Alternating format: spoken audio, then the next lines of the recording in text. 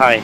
நம்ம நர்சஸ் எல்லாம் எப்படியோ இந்தியாவிலேருந்து கஷ்டப்பட்டு யாரை கேட்குதுன்னு தெரியாத அடித்து பிடிச்சி நம்ம ஃபாரின் வந்துடுவோம், சரிங்களா? ஆனால் ஃபாரின் வந்ததுக்கப்புறம் 1 மாதம் ஆனதுக்கப்புறம் என்னடா இது இப்படி ஃபாரின் வந்து மாட்டிக்கிட்டேமாடா அப்படின்ட்டு ஃபீல் பண்ணுவாங்க நிறைய பேர். அந்த நேரத்தில் ஒரு கால் உங்களுக்கு வரும், உங்கள் ஃப்ரெண்டு. நம்ம உனக்கு ஆல்ரெடி மெசேஜ் பண்ணியிருப்போம் இந்தியாவில் இருக்கும்போதே. அந்த ஃப்ரெண்டை கால் பண்ணி, எப்போ மச்சான் ஃபாரின் வந்த, சொல்லவே இல்லை, எவ்வளோ சேலரி, என்ன சர்வீஸ் சார்ஜ் கொடுத்தா அப்படின்னு எல்லாமே கேட்பான்.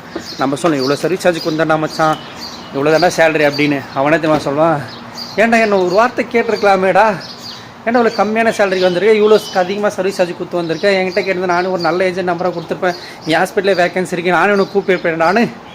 நம்ம சவுதி வந்து ஏன்டா வந்து ஃபீல் பண்ணதுக்கப்புறம் ஒருத்தவங்க கால் பண்ணி மாதிரி சொல்லுவான். அதுக்கு நம்ம இந்தியாவில் இருக்கும்போது ஒரு மெசேஜ் பண்ணியிருப்போம், பார்த்துருக்க மாட்டான்.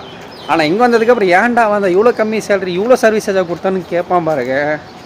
அப்போ தான் கொஞ்சம் கஷ்டமாக இருக்கும். நம்ம யாரா கைட் பண்ணுறதுன்னு தெரியாத, என்ன பண்ணுறதுன்னு தெரியாது, இந்தியாவில் கஷ்டப்பட்டு ஃபாரின் வந்துடும். இந்த மாதிரி ஃபாரின் வந்ததுக்கப்புறம் என்ன சொல்லும் போது தான் கொஞ்சம் காண்டாகும்.